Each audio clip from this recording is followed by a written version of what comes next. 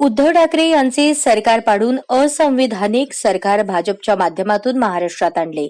याचे दूरगामी परिणाम गेले 2-3 वर्ष शिवसेनेवर व महाराष्ट्रातील राजकारणावर झाले व होत आहेत.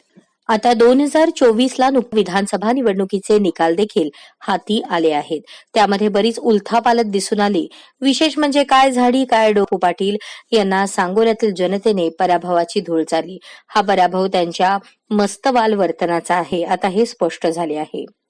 याच शहाजी बापू पाटील यांनी या निवडणूक प्रचारादरम्यान संजय राऊत यांनी सांगोल दीपक आबा साळुंखे पाटील यांच्या प्रचारार्थ सभा घेण्याच्या कारणावर आव्हान दिले होते. ते म्हणाले होते की तुम्ही कितीही सभा घ्या, विजयाचा गुलाल मात्र मीच उधळणार. मी जर का विजयाचा गुलाल उधळला नाही तर फाशी घेईन, असे विधान केले होते. आज नुकत्याच समोर आलेल्या निकालातून शहाजी बापू पाटील यांचा मोठा पराभव झालेला आहे. आता हे शहाजी बापू पाटील आपला शब्द खरा ठरवणार का? नेमके ते काय करणार हे आगामी काळात दिसेल. परंतु शहाजी बापू पाटील यांचे जनतेच्या मनातील अस्तित्व मात्र कायमचे संपलेले आहे.